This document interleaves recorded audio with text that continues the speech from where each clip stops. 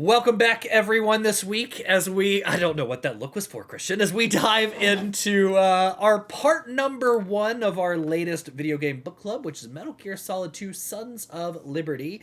I don't have too much to say because this is Christian's pick, so he's going to take it away and walk us I through had a it. quick question before we started. Is there another possible sub name for this game? Because I saw Sons of Liberty, but I could have swore I saw an image when I was looking up cover art. Was it ever called something else other than Sons of Liberty? Is like Substance? No, so what? Yes, so remember, so this is back when DLC was not a thing, and they would release different cuts of games as different things, right? So instead of doing like a Game of the Year edition or whatever, Kojima always would like if they would release the game as like the greatest hits version with other stuff in it, it would have a different subtitle alongside its already subtitle. So in this was Sons of particular Liberty case, what you the saw original was name? Metal Gear Solid 2 Sons of Liberty Subsistence. Gotcha. Yeah. Interesting.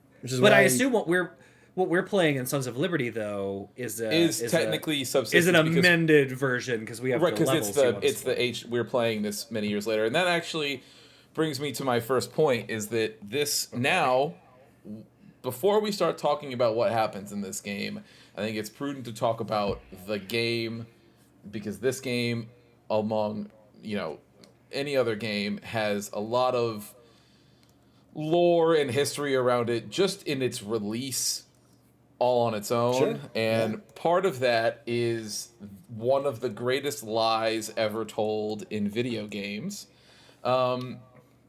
And this is part of the reason why I was explaining, the different menus and things that we see in this HD collection that got Preston all riled up last week. It did. I was very confused.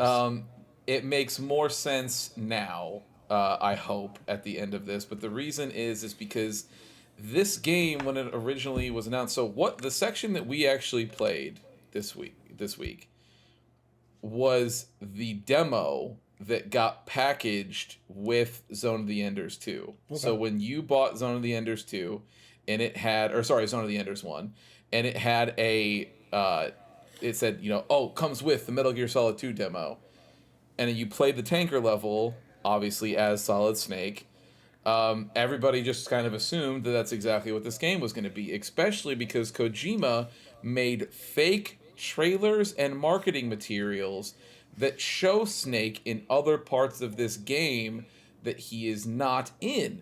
Because, as we know at the end of this section, we get introduced to a new protagonist that we'll get to later. But, that's why when there's the menu option for Tanker-Plant, or just Tanker, or just Plant. Do you want to play that beginning area or just go straight into... Right, because we're coming at this so many years later that there's some people who might just want to play the Tanker mission. There's some people who might want to just skip that entirely and just play the Plant stuff. Whereas, obviously, if you had been playing this originally, that option would not be there on the original PS. Is this how it originally looked, or are we doing an up-res like HD remaster or something? It's basic. I mean, I think they did a little bit of work for some of the visuals for this HD collection, but not more or less. This is what the game looked like. I mean, I just feel like it. Not that Zone of the Enders looked bad, but this looks better than that. So if that's packaged on, I feel like this is made on newer hardware. Well, remember, you're talking about a game with an unlimited budget and then one with a very not unlimited budget. Okay. So, gotcha. Like Metal Gear Solid 2 or just Metal Gear Solid in general, Kojima could not be stopped. They just kept spending money, and he was like, "Yep, that's it. You have no choice." But yeah, people were very much under the assumption that Snake was going to be in this game this entire time, and that Raiden was not a thing, and that never happens, right? To the point where, like I said, fake trailers were released for this game by Kojima to convince people that was not going to be the case, so that when it happened and the original copies went out, it just, was mind-blowing. It was the biggest... It was, to that point, it had been the only time that somebody had ever done a bait-and-switch like that in the industry. It had never been done. Was it received super well, or were people like, this is not what I expected? Yeah, okay. Yeah, I think because if you go back and look, I think there was a lot of people who were like, it was there was the initial reactions of people being like, "What the fuck?" Like, Yeah. You sold me a game. lied. False premises. Yeah. right? But then the game ends up sticking the landing for and as far as the story is concerned, so everybody was like, "Oh, okay, no, this is great. Like, you subverted my expectations. Great." Now that being said, if this game had fucked it up and not done a good job telling the story, I think that history would everybody would be very mad and they'd be pissed. But Raiden only doesn't. Oh, I don't know anything about the series. Does Raiden? He never really shows back up except in the other game that is not a Metal Gear game. Or is he in the other? Is he in 3? Is he in? He is. So three is a prequel. So okay, so it wouldn't be there. That makes nobody's sense. in there. But then Raiden has a very big part to play in 4. Oh, interesting. Okay. Yeah. Yep. And then obviously he has his own game in Revengeance. Right. Arguably the best Metal Gear game, but we'll get there when we get there. But yeah, I played 3/4 of that game. I've not beaten it. Yeah. Well, guess what? You're gonna beat it. So, yeah. So, but that's sort of the lore around the release for this thing. That's why the menus for this have so many different options. Is because there was so many different things that happened with this game around its launch. But that being said, we open with our old boy David Hayter, Solid Snake, and he is walking across the bridge or a bridge, and he turns on his super cool camo, invisible camo that Alex loved so much from the first game, and just was very upset as to that he couldn't get his own. It just made no sense. Yeah, his own one, and so we get that, and we are waiting for a boat to sort of pass under us. We land on that, and as soon as we land, we don't land. What do? We Spider-Man onto that thing. Yeah. The way we swing off of the bridge is ridiculous. He has a little bungee thing. He's got his little cable. He gets down there, lands, and then shatters our invisible camo and breaks that immediately. And we get a little call from Otacon to let us know that, and Snake complains in this call that he's like, "Hey, sorry, I broke this shit, blah, blah." And then Otacon's like, "Hey, you know what? Not a big deal, whatever, but you're not going to be able to get another one. We're private sector now. We're not part of the military anymore." And that more or less brings into some of the lore here. So 2 years have passed after the Shadow Moses incident. So we're 2 years removed from everything that happened in the first game. And we know via Otacon that Revolver Ocelot has leaked the blueprints for Metal Gear Rex to the black market. And since then, throughout the world, militaries have created their own Rex for their own sort of, military needs or whatever. And we, along with Otacon, founded a sort of like peacekeeping group that is in the private sector called Philanthropy. And it is, the whole mission around this is based solely on destroying every last Metal Gear on Earth. So not quite by definition philanthropy. Yeah, so not understanding why it was called, but hey, you know what? They're doing everybody a fucking favor, and that's what it sounds like philanthropy is. So there you go. I guess. So at some point during this organization's creation, Otacon gets a tip that there is a new Metal Gear being developed by the Americans, and it is codenamed Metal Gear Ray, and it is being hidden and transported on board the tanker Discovery.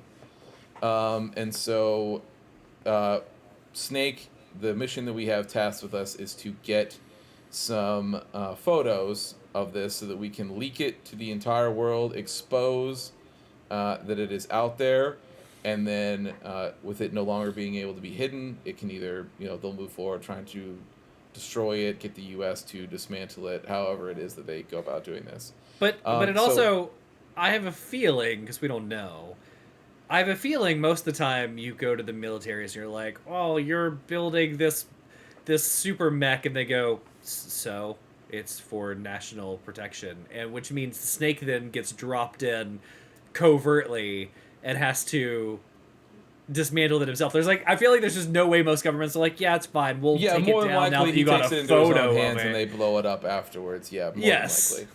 absolutely. Now, a thing that we notice here, I don't know if you guys noticed this, but we get a shot of a helicopter coming over after this conversation. Our old buddy Revolver Ocelot is in that. And he has both his arms Does. Real quick. in this shot. There's also discussion about Naomi. I don't know if that's later on or is that right now to where No, they it's still in this conversation. Yeah, it's after this little shot that he gets where he goes Okay, over I'll let you talk Otacon about then that. Yeah. Yep.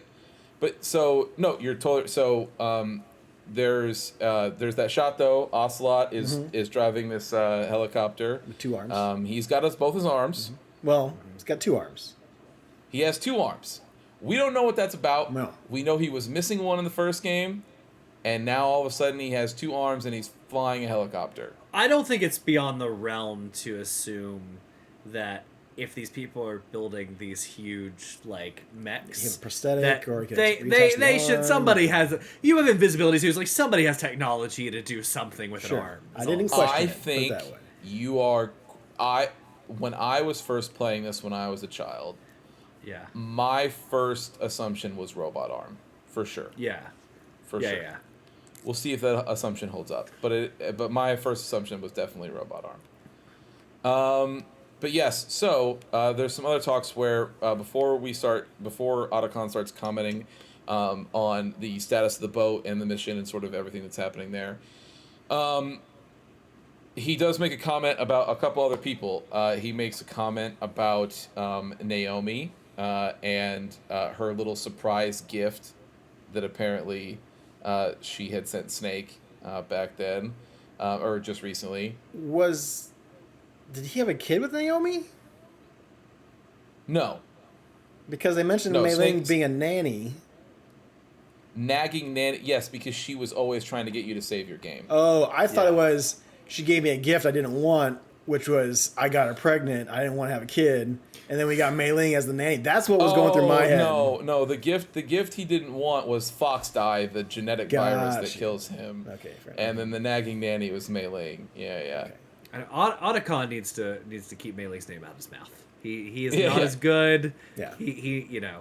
He's like, oh, she's. I assume they allude to the fact she stayed in the military sector, like in the Yep, private she has stayed in the sector. military, and that what was I why assumed. Snake has like, hey, go if you could talk to her, let her know that at some point, someone's gonna find out. As in, like she was part of the Shadow Moses incident. Yeah. They're going to fuck you over somehow. It's the military. You should just leave and join us. You know that whole thing. So can Um, I say one thing here? So Otacon's very chatty, right? And Uh-huh. the first thing I did after this conversation was save, because I just don't, this game. Yeah. It's like, let me just What save. you do. He gives Chinese proverbs like Mei Ling did. Yep. Without the context that Mei Ling had of like, oh, I'm Chinese and American, I was studious and so on. Can I tell you guys? I pulled it up. It's so ridiculous. Can I tell you guys my first one Yeah. of these? As soon like 6 minutes into this game, right? 90 seconds into playtime, because the rest has been cutscene. I immediately save, and Otacon comes up out of nowhere, goes, a Chinese proverb, and I'm like, oh, jeez, okay. Those who look to the heavens prosper. Those who defy it are no more. Do you know which? Do you know this one? Like the meaning here is, hold on one second. That you can only survive as long as a part of that you're in the natural order of things. And then he goes, you remember pre-ripped jeans? And I'm like, what? And he goes, manufacturers thought just because people loved old, broken-in jeans, they would want to buy new jeans that looked old. So they purposefully, and so he goes, okay, what does this have to do with jeans? And he's like, denim should fray and rip on its own, naturally, right? Some designers tried to go against that, and no one bought them. The earning reports from the fiscal year are enough of proof. And like, So, it was so ridiculous out of nowhere, and such a dated reference as well. Like, yeah. it's So I was just- gonna wait to the end to allude to, or to not allude to this, but to talk about this. But it should probably be fitted now. during the release of Metal Gear Solid 2, not that it helped all that much in the release of Metal Gear Solid 1, but in Metal Gear Solid 2, in the middle of this game's development, Kojima had a falling out with the longtime guy that did a lot of his translation from Japanese to English. Yeah. There are many lines in this game that feel like they are just like completely out of place, mistranslated, weird stuff. And a lot of it is that flavored text dialogue. So the story is fine. Like Yeah. the dialogue for the actual plot is all rock solid in 1-to-1 with the Japanese version. A lot of the flavor text and dialogue is just...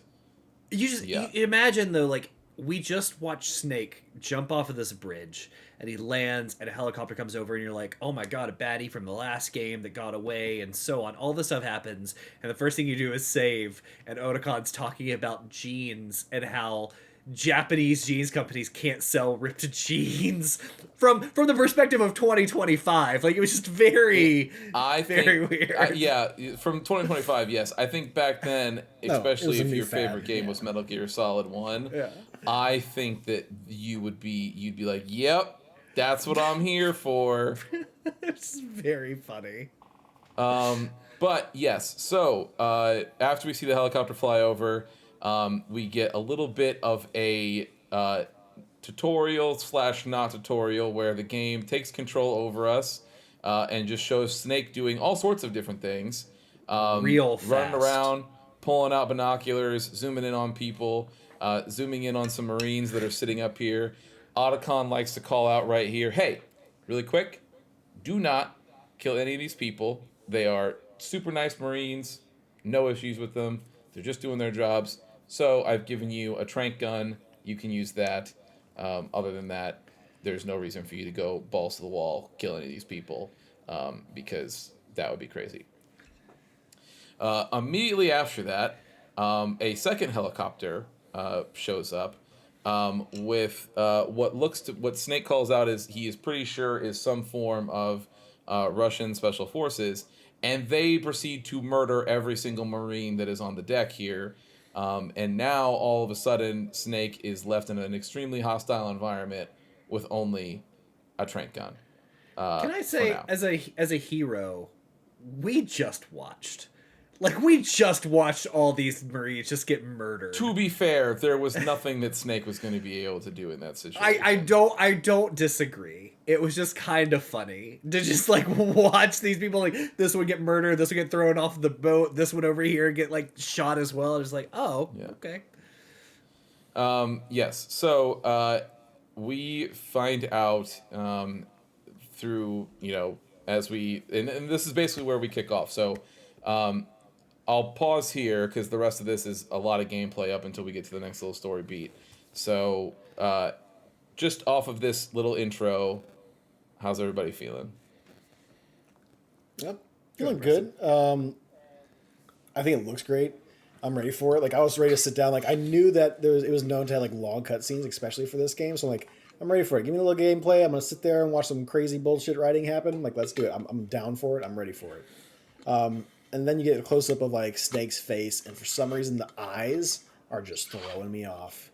Like, you can definitely tell like the models are upgraded, but all of a sudden like you got the eyes just, because in the first game like he's more of like he's got like eyes kind of closed a little bit. He's like, well, he has no eyes. Yeah, he has no eyes. He's moody. Yeah. He's got these like little lines for his eyes, and like no, kind of like Brock skin from Pokemon kind of deal. Yeah, it's just skin. Yeah, there's just skin there. Yeah. Yeah. But then now you got to where he's like all eyes open. He's like moving around, like, oh, what is that over there? Like just bulging out. Like, he's like my fucking Teddy over here with Chihuahua eyes pop out.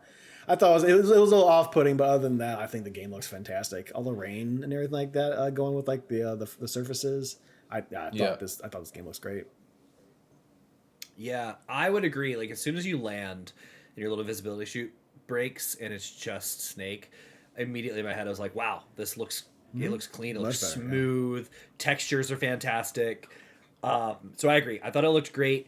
I was frustrated because we haven't played this game in a while, so I was a little frustrated with the quote unquote like tutorial because it was just so fast. Like, well, we'll Literally. get there, but again, there's Okay. so part of the lore about this, but there's a reason for that. But yeah, go ahead. Okay. So yeah, it was just like, you could do your binoculars. Look over here. You also have a camera this time. It's just like the old camera in the last game, except like, you know, you can save your pictures or Yeah. whatever. Then he's like, pull out your gun and do this. And it was just like, oh my God. And then they don't even cover things that you can do. Like in this game, you can now go up against a wall with your back to it, press triangle, and jump. Like jump onto stopping things. Yep. But that's not in the tutorial as they're like Because, well, flying through it. Remember, so, and I'll just get through this now. So remember, this is the demo that got released for this game. Outside of like a few tweaks and stuff they made, this is that demo. Now, when that demo got released, it had all sorts of information that got released with it in the little booklet thing, right? So here's what you do for this, here's what you do for that, blah, blah, blah. Now, what you'll realize after this next part is that the character that we play as next does actually get a full regular tutorial and everything. This new character. And that is because that is where the game, you know what I mean? And so like it was Kojima's way of being like, Snake already knows everything what to do. Like it wouldn't make sense for Otacon to be explaining these things. And we've already given this in a demo form already, so this is basically going to be a speed run, and people are going to blast through this in about 45 minutes, and then they're going to realize very quickly that this is no longer the character that they're playing as, and now all of a sudden we get a new person who's getting talked to and told, this is how you walk forward, this is what you do, like, you know, the whole thing. So we went through that, and I was like, I didn't catch any of that, but then later there's a boss fight we'll talk about where at the end of it, I saw a little like ration or something in front. So I walked over to get the ration. I fell down behind these boxes and I just went like, oh no. Like I don't know. I can't get out. So yeah. So I just started like hitting buttons and finally I backed up and like as I had my back against the wall, I was like, I just like hit A, nothing, B, nothing, Y, nothing, like whatever, hit triangle, and he jumps up. I was like, oh thank God. Right? Like that would have been nice to know. No, I agree. Yeah. But yeah, the game it looks great. I'm excited to see the story. I like the long cutscenes. I don't love as much the long, like with the long cutscenes comes long dialogue, like that you have to read or sit through. So I don't love all of that, but I do like. Also, just as a heads up, there is a button in this game that you need to be careful of. If you press triangle or Y during any cutscene or codec talk, it flies by at 1,000,000 miles an hour and you'll miss everything. So just don't press that button. Well, that's concerning because that means there's some of these that are like 800 clicks. But I don't know if it's that long, but sure. Sure. But yeah, so far it's good. I like the shooting. I like the fighting. I did not. If there's a grab, I haven't found the grab. I think it's just much better fighting. But so far, everything's like just a more polished version of what was there before. So I'm excited to see where we go with it. The grab functions the same way. It is not in this tanker mission because Snake isn't killing anybody. Gotcha. So it doesn't even let you choke them out. You just knock But them in the out. next section, you can do what you're used to doing with the grab. But yes, so we were told, so at the end of this here, we get told by Otacon that the tank or that Metal Gear Ray is definitely going to be somewhere in the hold, and he's going to need to get up to the bridge to figure out, just to get all of the intel from the ship, to be able to make his way down to the hold. And really, all this is just mostly gameplay, right? So we're going through, sneak in. You can either trank some of these dudes in the head. There's a new mechanic now where you can hold them up. So if you get behind them and you pull the gun out behind them, Snake will say freeze. The people will toss their hands up. You can run out in front of them. You aim your gun at their head, and they will shake and like let an item fall out. Like because Snake will be like, drop everything you got. And then if you point again at their private parts, they will wiggle their pants and a second item will fall out. Okay. So, what did I do? Because you can also get items from knocked out people if you can drag them. And I did something and random stuff would pop out, but I couldn't duplicate this is actually this is a mechanic that I actually really dig. So, because now you don't actually have to aim it directly at their privates. People just normally do. You can aim it at any part of their legs, and then that's when they'll shake their pants. And then the item, the implication is that there's an item in their shirt pockets, that falls out. An item in their pants pockets, that falls out. What you're talking about, Alex, is that when an enemy is knocked out, if you grab them from upside down and shake them, essentially by their feet, the items will fall out of their pants, and then you can grab whatever it is that falls out. I was trying to hide people, and if I would turn around, I must have been shaking them and stuff. Yes, Got you it. basically Okay. if Snake like wiggles them back and forth to the left and right with the stick, that is what will cause the item to fall out when they eventually drop. But yes, if you hide them, that is what'll happen. Is that you'll. I don't know if you guys found this. Christian, you probably knew about it, but Preston, I don't know if you found it. So I thought, because if it looked nicer, I knocked those people out, and I had a drag option. I was like, oh, maybe I should hide these people. And so, like, I'm walking up the railing of one. There's a little gate, and I walk over to it, and Snake just opens the gate and throws him off the boat. Yes. Just threw him in the water. You can also, if you're near that gate and you like do the punch combo, you'll just like spin kick him off the boat. Yeah. Okay, nice. Good little touches. Those are nice details that you couldn't do in the last one. Well, the jump in console certainly. Right. Yes. Yeah, for sure. But that's what I'm saying. Yeah. Yeah. I agree. I think I didn't get to really say this, but I think it's immediately apparent. You're like, oh, Jesus Christ. Like, Metal Gear Solid clearly set the world on fire because they gave him even more money to be able to, like, this PS2 game, even for PS2 games, like, and it was a launch-ish PS2 game. It was about, I think it's like a year and a half, 2 years after. It looks great, even for a PS2 game. And so, yeah, no, I agree. There's tons of stuff that you can just be like, yep, okay, we're finally starting to see some, like, crazy-ass mechanics that I just don't think could have happened before. The only thing I miss is, like, during the codex stuff, it's now 3D models and not the 2D, like, animation. Portraits, yeah. Portraits. Yep. I missed that. Yeah. And also, it has the thing from Zone of the Enders, which is you can move the portraits around a little bit with the thumbsticks. You were able to do that in Metal Gear Solid 1, too. Oh, were you? Okay, I just didn't notice Yep. it. Yep, yeah, but it's a whole, it's in all of Kojima's games. Sure. I don't know why he does that, Likes to. but it's something that he loves doing. Yeah. But so we make our way all the way up to the top of the tanker, and this is where we find some more information about the Russian forces that took over. So the bigger guy that has like the crazy fucking little Russian military hat on, that is Colonel Gorlokovich. And his daughter, Olga Gorlokovich, is on this ship here. And they are currently in the middle of arguing about, more or less the plan about what they're going to do and how they're going to get a hold of Metal Gear Ray and, the different things through there. And when that conversation gets done, Snake gets the drop on Miss Olga, and we have our first boss fight. And so, you obviously, we only have, the trank gun here. So our only option is to knock her out with trank rounds as opposed to, anything else. This fight goes, it's not unlike like a Metal Gear-ish fight. Some of the ones we've had before, except this time, obviously with just the newer sort of mechanics that are in Metal Gear Solid 2, it's a lot easier, I think, to shoot, aim, and sort of shoot down like what you're trying to do here. But essentially, there's like a little barrier in between the two of you, and you are shooting her with either different obstacles that come up. There's a point where she tries to either throw grenades or like flashbangs at you. She turns a light to try to blind you at some point when you're looking. She like unhooks part of a cloth so that you can't see through like that, so she can try to get the drop on you that way.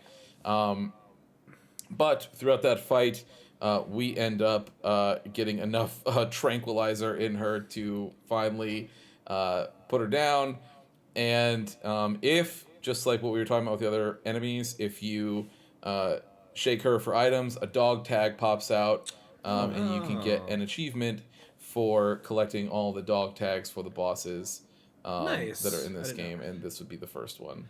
I love that in this boss fight, Kojima made a point to be like, she has armpit hair. Yep. Yeah. I don't know why, but it was Kojima really wanted to make the point. Sure. Yes, Yeah. she has armpit hair, and I was like, all right, whatever. Like, I don't know that was a detail that like you needed to keep like in different poses and postures, but all right, whatever. Hey, Nothing wrong with it. yeah. But yeah, so I guess, before because obviously this next part is us getting all the way down to the bottom of the tanker, and that's just all gameplay stuff.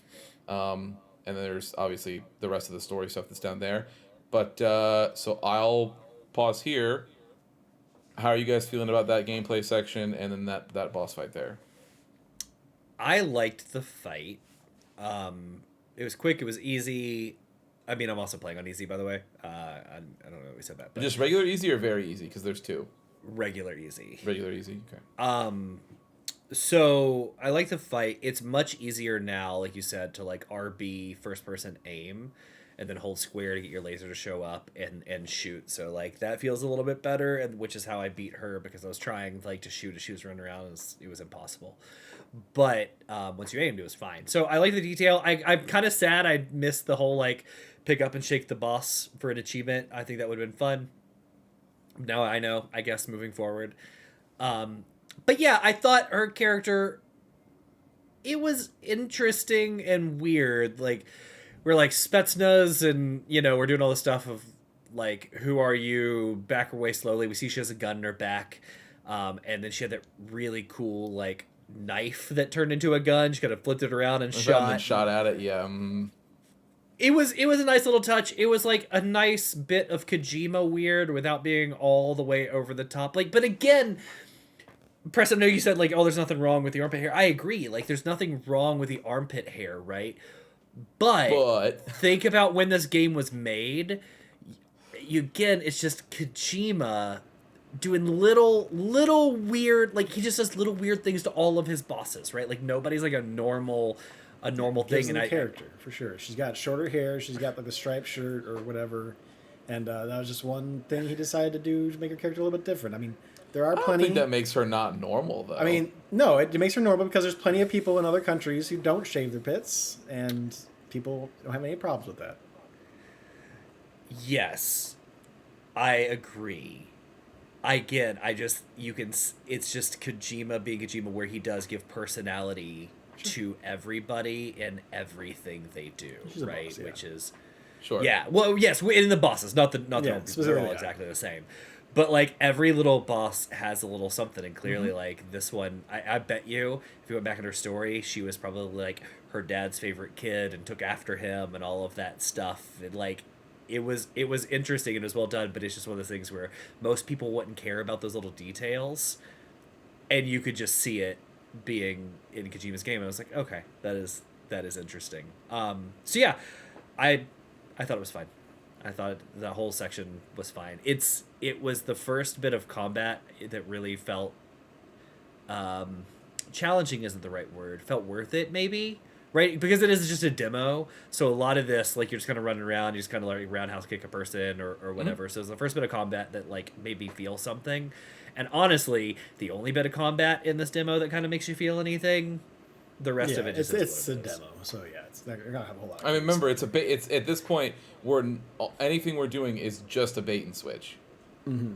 It's to make you feel like you're gonna play a normal quote unquote Metal Gear game. Yeah. And sure. So, yeah. I mean, so that's fair. Yeah, I mean, I enjoyed it. I got a little bit lost in the tanker area, just kind of find out where to go, and luckily there's not too many places to go. There's a couple spots to where there's a wall that is facing away from you that has a door that you don't see, and there's no like button prompt. It's just you have to press the button to get through there. And I found out that, I could have gone through this door earlier, but I didn't see it there because of the way the wall was positioned. That's probably like the only gripe or complaint at all with it, but even that's such a small thing. I thought the girly poster in the locker was pretty funny. And then I don't know if this is in the second part or if this is in the first part still, but there's one to where there's a girl's poster on the front of the locker. You open it up and it's the back of her as a poster and the inside of the locker. And then if you close the door for the one right next to it, it's another guy like with his hand like kind of coming in a little bit to that poster. I thought that was pretty funny. I'm really upset because I didn't take any photos of those, and I think it would have been really funny if I did, because we probably would have gotten a nice little reaction from Octagon at the very end of this section. You do, yeah. So you do get there's like I think there's achievements for taking photos of like all little hidden like soul collectibles. Because I actually took a couple of photos of other things on accident. We'll get to that at that point. But yeah, I'm like, oh man, I probably could have taken photos of like the girl in the bikini. He probably would have said something funny. So there's also a second thing in there, which I don't remember if it's that poster or it's the poster that we find later. But you can punch all of these lockers, right? And if you punch that locker, it makes there's like a noise that it makes. It's like a boing noise or whatever. Oh, really? And it alerts all of the guards on the floor that you're in there, and they'll come running in there, being like, "Who's touching the locker?" Like, and they will catch you that way. So it's very funny. Yeah. So after that fight, we get another conversation with Otacon, and he's like, "Hey, look, we gotta go. Like, we gotta get down to where Ray is being held and get these photos with some of the plan, because we overheard obviously the plan about taking the Russians taking Metal Gear Ray and using it to sort of beef up Russia once again and sort of fulfill Ocelot's plan that we had heard back in Metal Gear Solid 1, right? And so we are making our way down to the engine room next to get down to the hold. And so a lot of it is us working our way back down, right, through where we were, all the way down to the crew deck, except we exit on the far right side this time. We get on that set of stairs. That puts us in the engine room. We have a little bit of combat here. There's some enemies that are floating around there. And when we make our way through there, it takes us to like a little sort of like crew sort of hangout area before we get to like the main hold where Metal Gear Ray is like allegedly at. Yeah. But as we walk through this little hallway, we see a shadow of somebody that we think we know. And it looks like one of our good buddies, Vulcan Raven. And what happens is, as soon as we turn the corner, we realize that it is just an action figure of Vulcan Raven that is on the ground with a flashlight. Now, did either of you shoot this action figure? Yes. No. I did. So, Preston got the Easter egg. So, what happens is when you shoot this, it says one of little Vulcan Raven's little lines, and then his gun starts shooting Nerf darts everywhere throughout the little cabin area there. I don't think it stops either, because I'm like looking around the room for things, and it's still just like. So I shot it once and started talking. I shot it again, and it fell over. So it was like shooting like around the room. I thought it was really funny. Yeah. But yeah, that's where I found out that you can shoot out lights as well. It makes me feel like I want to go through the demo, look up all the things that I missed, and just quickly go. And now you understand why they split these levels up the way they did, because somebody would never say to themselves, if I want to go do this, I don't want to have to play through the whole fucking game again or whatever. I can just play the tanker level, or I can just play the the bigger section with Riot and skip the tanker level. But the another neat thing there is one of the things that got shown out in this is just sort of a PS2 sort of like look at what the PS2 can do. Every single one of those little Nerf balls that gets shot out of Vulcan's gun is individually rendered, so it keeps going, and it will just continue and continue and continue. And so it's really sort of like a flex of like, yo, look at what the PS2 can do as far as what they were doing back then. We go through there. And as we make our way through the hold, we get caught, more or less. But as we walk through, the Russians are taking over the rest part of the ship, and they are locking the hold down upon orders of Gorlokovich here. And he's saying, hey, as soon as they get done doing their presentation on Metal Gear Ray, that's when we're going to make the jump. So do not let anybody in or out of this hold until I say so, until this is done. And we get ourselves a little hallway fight here after that scene, where Snake is just armed still with his trank gun. We have a pistol now. I apologize. Yeah, we have a pistol now. Because of the boss fight. Yeah, we got Olga's pistol. It had no ammo in it, but we've gotten ammo since then. And so you are able to now fully use this weapon to shoot any of these guys and actually, kill them or do, whatever. But we go through this hallway scene, kill all these guys, and as we make our way into the hold, while we're talking to Otacon here, one of the guys realizes that he believes somebody has made their way into the hold, and based on the orders that they just got, he very quickly locks them in and shuts it from behind, so that person can't get out. And who does he see behind him? Is Shalaska, or Revolver Ocelot. And he's like, hey, what are you doing here? Like, I thought you were supposed to be down with the captain. And Revolver Ocelot, whispers, he says some sort of, like, I don't remember exactly what it is that he says, but he says some sort of, like a poetry line or whatever, and then just shoots this dude in the head. And as soon as he does, blood sprays everywhere. Like, it's, like, ridiculous how, like, sort of gory this death is, considering, what we've seen up into the We've series been so far. tranking everybody so far, so we're not seeing any blood. Yeah, Really. well, even in some of, like, in Metal Gear Solid 1, right? Like, when Vulcan Raven gets, like, picked apart by the crows or whatever, we know what that's supposed to look like in our heads, but due to the limitations of the system, it just was like, okay. But in this, it's, like, literally, like, a fountain is, like, shooting out of this dude's head after fucking Revolver Ocelot shoots him. It's very strange. So we now are at the final section of this level here. So Otacon gets on the phone with us and lets us know you have about 7 minutes for him to finish this talk, and by that time we need to sneak all the way to the back of the hold and then get 4 photos of Metal Gear Ray. We need to get one from the front right, one from dead on, one from the front left, and one of the U.S. Marines logo that is on somewhere on the body. We don't know where, but we're supposed to find it. And then there's going to be a terminal that Otacon has hacked and repurposed in that same room that Metal Gear Ray is in, that we can use to upload those photos to him, and take and get that stuff out of there. And so that's exactly what we do. We are sneaking around this hold. There's basically, just really quick. So did either of you get caught at any point during this part? Oh yeah, Once. Yes. From the projector, the first thing, because I didn't realize you like sneak back. I'm like, I'll be fine. I'm like, well, my shadow might show up. I'm like, I'm not sure what's going to happen. And then exclamation marks on everyone. They all turn around very creepily, and then. So can I tell you, I loved the way that they do this. So we'll just talk about what this scene looks like. So you'll see, like, usually the one exclamation point, and then very quickly everybody else. But because of the way they layer this sound effect, you actually hear the crunch on the audio of, like, 400 exclamation point sounds being played all at once. And it's like, it like blows out whatever it is that you're listening to it on, which is really funny. But then, yeah, they turn around, all the Marines have their guns at you, Snake's got his hands up, and he's sort of walking like, this is very awkward, and then it's like, game over.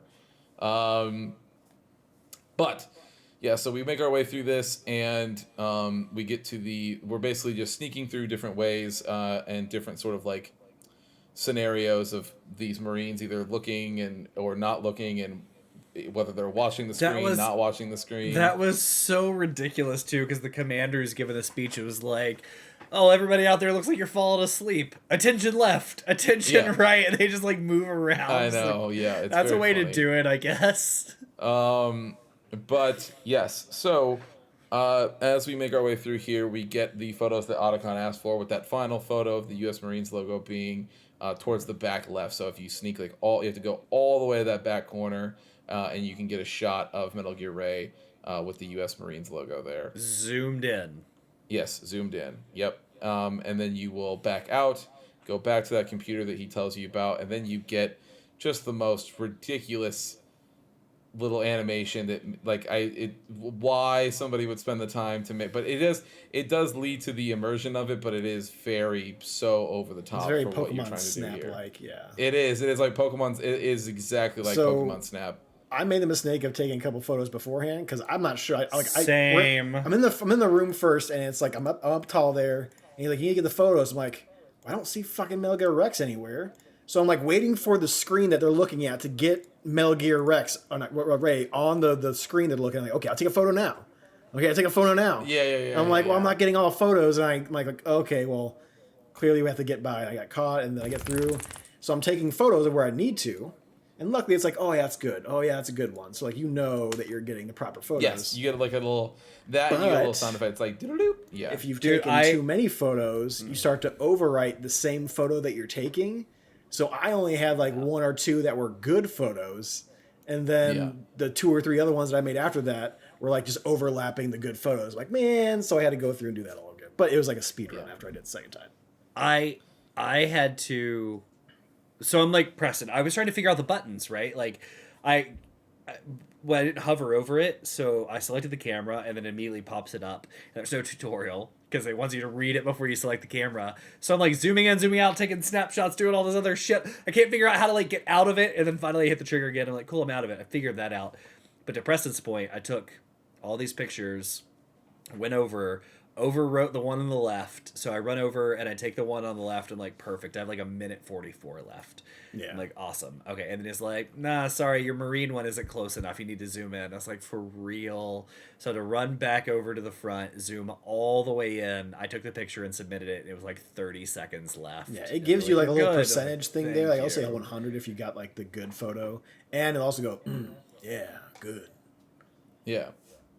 I didn't even notice that. I heard the little like doo-doo-doo sound it made like when you got the photo from the right area, but I didn't even pay attention to the like grunt or whatever. Yeah, because I took a couple of them to where it's like it didn't register properly. I'm like, And then I took 1 or 2 more. I'm like, okay, so he says something if you take the right photo, so I had to go back and get the front a different way or something like that. Gotcha. Interesting. Yeah, I did think it was interesting in this part too, as they're talking, like the military. I mean, the army. They're talking about how the army has their own Metal Gear, and like how this Metal Gear Ray is going to be better than the army's version and stuff. And I just, from a story perspective, thought it was. I just thought of something like. Well, they didn't get not really permission. The whole point of you taking these photos is to call them out to be like, no, they're actually making one. Call her bullshit because the Marines have their own now too, and they shouldn't be making them. Right. Wait, so the army was allowed to make one? I mean, allowed is like a loose The government term, but allowed it was, them to make one, but the government But has the not government, allowed like people Marines to make know that the U.S. created a Metal Gear, but this Gotcha. Okay, that this makes more is sense. illegal. This one is outside of that bounds. That makes more sense because I was like, okay, so like the military's not really talking to each other, and they just have all these different Metal Gears going around with their branch having their own. But that makes more sense now. So this one is an unauthorized, Correct. Yes. build. Got Not it, on the got it, books. Got it. And it was also a nice bit of Kojima being Kojima, where they were like Metal Gear Ray, named after the like king of the ocean, the manta ray, and it was like, all right, Kojima, you do you, man. So it was good. Cool. Yeah, so as we upload this little thing to Otacon and we do all this, we get another what is essentially the final scene here of our part, more or less. And as soon as everything is looking like you've uploaded those photos and you get the fuck out of there, who shows up but our old friend Revolver Ocelot, along with his Russian pals, and they basically let everybody know, hey, we're going to be taking Metal Gear Ray with us. You guys are fucked, and if you make any sort of sudden movements, we're going to blow this ship up, because I have put enough Semtex in every corner of this ship to sink it right now to the middle of the Hudson Bay. And everybody's like, whoa, what the hell, man? What's going on? And in the middle of this, Ocelot essentially says that he has come to take Metal Gear Ray. He in the middle of this sort of thing, the Russians, the Golokovich starts talking about what their plans are, what he's going to do, and Ocelot says, I actually need to be clear with you, or more clear with you. I'm not selling this to the Russians. Like, I'm not doing that at all. And I could give a fuck less about the motherland or anything like that. And Grokovich is like, do you plan on giving this, like, is your plan to give this back to the Patriots? And Ocelot says, says, yes, they're the true owners of this technology, and it has nothing to do with Russia. And they get into a fight, and he kills Golokovich, and basically lets everybody else know that they can try to stop him, but it's not going to happen. In this moment is when we figure out, because Snake is now has been revealed, and we have now entered one of the most, if not the most, anime plot points, I think, probably of all time. And it's that we find out, as we can see on there, because and his voice changes, Ocelot's new arm is Liquid's. So if we remember, at the end of Metal Gear Solid 1, all of Liquid's body but his left arm was crushed at the end of that boss fight with him. And so Ocelot recovered that arm, attached it to himself, and now he is dealing with some sort of mind replacement situation going on, where Liquid sort of takes control and for a little bit and yells, and then also comes back, and they go back and forth. Is the implication here that your soul is all through your body, or part of your brain is saved? I think what in it your is arm? that since they were genetically made, the fact that the genetics in the blood was in his arm that went through his body and got cycled in, so he's got a little bit of Liquid in him because of the genes and the DNA in the blood. All right, because he yells, he's like, "Liquid, get out of my head!" Like, yes. just. Yep. No. So President's. So I'm not going to go any further than this because it is explained more. Sure, so I bet. we will get there. But Preston, you're dancing there. You're very close. All right. Call out so some yes, anime it bullshit is. when I see it. Yes, I know. It was some anime bullshit. That is. That's true. exactly what it is. Yeah. But it's so funny because if you actually listen, there's a moment right before the turn happens when Ocelot is talking about the Patriots. Before you start to hear it, you actually hear both voices say that. It pulls an Anakin Vader voice, yeah. Yes, but you don't actually know what that is until Snake gets revealed and they start yelling at each other. But right in that moment, there's these little foreshadowing things that happen. There's even a point where in the helicopter scene in the very beginning when Ocelot's pulling over and he's like, okay, now I see that you're here, so we'll see how this truly plays out or something like that. Both voices are actually playing during that section as well. Very funny. Yes, so he then asks, as Golokovich is dying, he asks, are you still in league with Solidus? Revolver Ocelot does not, or Liquid Ocelot does not answer does not answer him, but that is now another name that we know because we remember that he says at the end of Metal Gear Solid 1 that Ocelot was talking to somebody named Solidus back to, as like the end credit scene too. So that's a name that we've heard once again. So I'm sure that's going to come into play somewhere. So as there's the argument between him and Snake, and they're getting ready to seem like what it's about to go down again for round 2. Ocelot detonates those explosives, gets inside Metal Gear Ray, and we are in an exploding ship, and it blacks out. That is the end of that section. We know, we save. There's obviously, I know we said that we would, everybody watch this next cutscene here. Yes. So all we know is that was deemed that incident that happened in the middle of Hudson Bay was actually so it was we're 2 years after that now, and we are playing as a new rookie Foxhound agent whose code name is Solid Snake, again, Snake. he's saying Yeah. as Snake. Snake. But the death of Solid Snake happened 2 years ago inside in that incident with the Metal Gear Ray incident. So as we are sort of getting ready to start this mission, they're introducing sort of what's happening here at the Big Shell facility, and we're off. It's an offshore sort of decontamination site, which is what they were. The official cover up is that a fuel tanker blew up in the middle of the Hudson Bay, and so the decontamination facility called the Big Shell was put over it, and that is what we are infiltrating right now. Obviously, the government knows that it wasn't an actual fuel tanker. It was the Metal Gear Ray thing that, all that stuff. But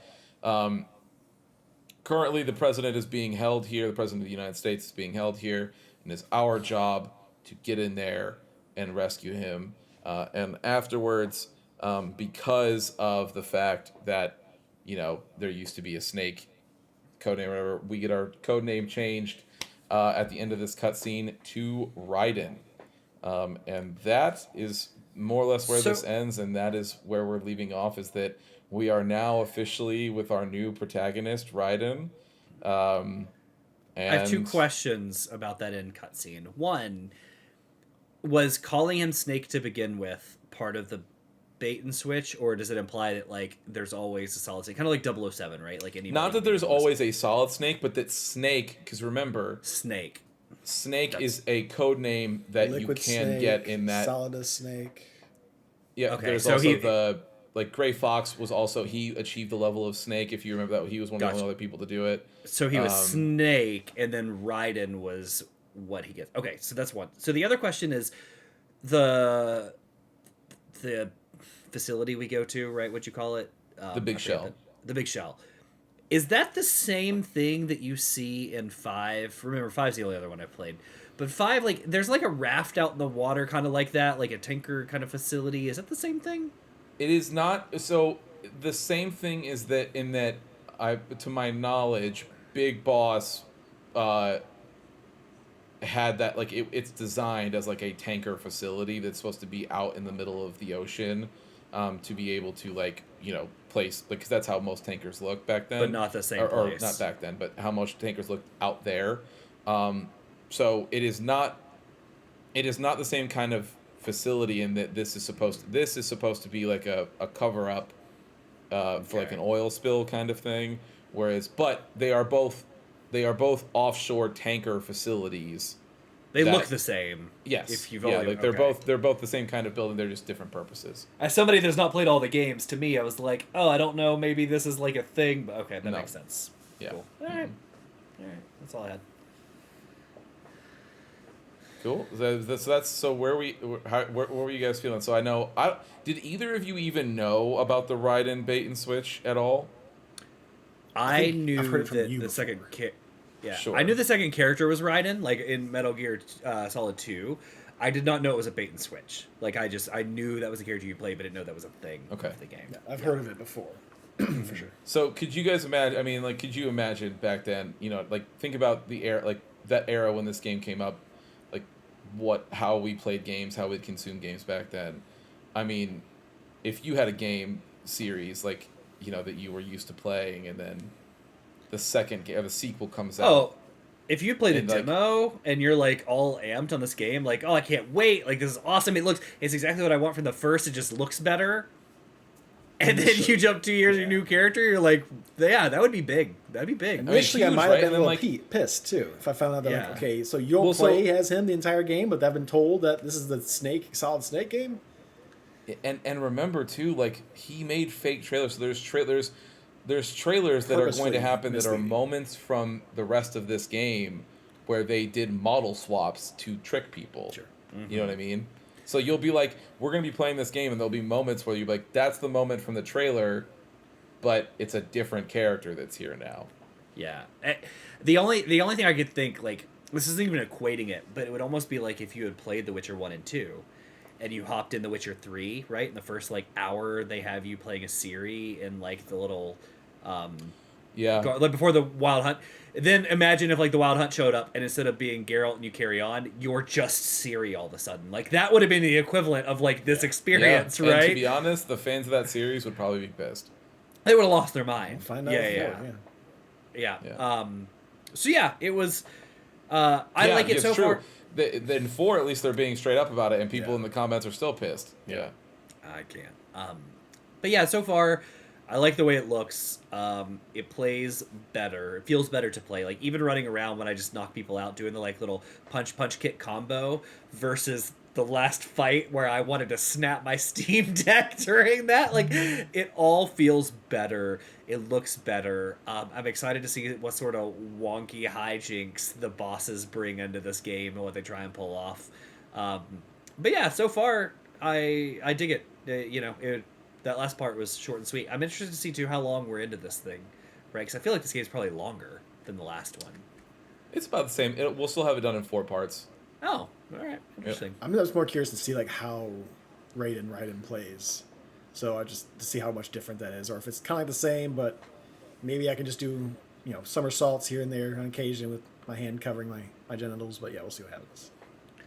Oh, because that's right. The naked That's part. the only in the thing I know hospital. about this game. That's true. I know that one too. Yep. Yep. Yeah, so it's very interesting. Yeah, so like I said, you guys, so since you guys both stopped at that cutscene, the save point will probably put you, I believe it puts you right before that cutscene again. You can just skip it, obviously, Sure. because you've I'll watched probably it let already. it as a refresh. Yeah. But you can do that. Yeah, you will get a fresh new tutorial because Raiden is a new character that does, in some cases, does different things than Snake was able to do. Are we like a cartwheel? He definitely. I he may be definitely a has little cartwheel disappointed it's action. not as actiony as Revengeance, but it's okay. It's fine. Well, just so we're clear, none of these games up I until know. we get to Revengeance are I going to know. be as actiony as So Revengeance. But. do we ever get away from the like isometric thing? Like in other games, do we get 4? No, 4 is still isometric. I mean- is it? No, 4 is not. Okay. 3 isn't really either. no? Okay. No, Go and even behind the this back. isn't. This one isn't. It's a little bit raised up above, but it's still mostly behind the. It is I not still had an anywhere like issue the finding first that game. door though, so it's still kind of that somewhat The problem- scenario. so- we'll see what happens. Yeah, now. so the second one is the last game where you will, like, the Have to go sort into of a like first static, person like mode. room by room forced kind of thing. Like this. perspective. Yeah. Right. Whereas that's not the case in any Okay. of the other ones after this one. Okay. Gotcha. Yeah. I'm excited to see where this goes and how it plays out because, like Preston, I only know about the naked cartwheels. So. Yeah. And hopefully we replace Otakon, which I feel like we won't. He'll probably still be there. Did they remove Mei Ling because it was a troublesome accent? Did Sony go woke? No, and Mei say Ling's they in removed it? Mei Ling's in another game. Okay. And that accent, to be fair, does exist in the world. It's not, It you does. know. It like- does. I was curious if they could get rid of it because it was a really bad accent and they thought it was like slightly racist. I'm not sure. Well, no, and to Alex, I'll just tell you because you it should have been apparent through that cutscene, but no, Otacon does not exist. Yeah, it's General Miller with- with Yeah, with Yeah, right, it was it's- it was Miller, but like, does that imply? I guess we'll find out later. Does Yeah. Otacon does not work for the military These at all, questions and will be Raiden answered, very I'm much sure. does.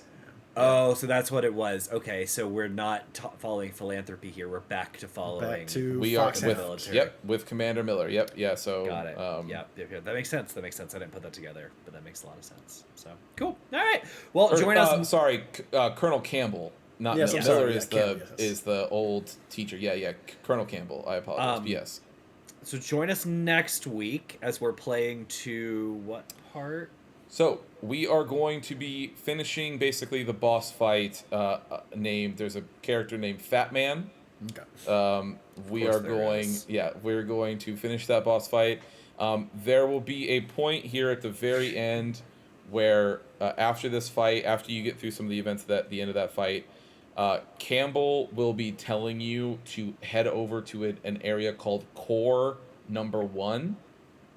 As soon as you get that directive from Campbell after the Fat Man fight, you save and you're done. Does Okay. Fat Man ever say "Get in my belly"? He does not. That's It is more so a reference to the bomb called Fat Man. I know we talked about ranking Elder Scrolls games and other Bethesda games. I think maybe our first ranking episode should be ranking the best and worst of Kojima names. Well, we have to Like, get through these games to do that, but I Okay. agree with you. That 'Cause, would like, be very You're gonna fun. have 2 years. Even from with now, the Death Stranding, it's like Die Hard Man, and it's like, come on, bro, what Yeah. are we doing? Well, we're So- not including Death Stranding because none of us we can't commit to playing through Death Stranding. No. That's crazy. I'm just saying like the best and worst of his names, right, Yeah, from yeah. all of his stuff. So, all right, everybody. Well, join us next week as we dive into part 2 of our Metal Gear Solid 2: Sons of Liberty playthrough. I hope you all enjoyed it, and we will catch you next time. With that, Preston, you know what to do. Get it? Thank you for listening to another episode of The Testing Room. To catch up on past episodes or to check out the newest ones when they drop, follow us on Apple Podcasts, Spotify, or wherever you get your favorite podcast. If watching is more your thing, check us out on YouTube, youtube.com/@thetestingroom, or watch us live on twitch.tv/testingroomlive. To leave comments or ask questions, you can follow us on Instagram @testingroompod, leave a comment on YouTube, or send them in to testingroompod@gmail.com. See you next time.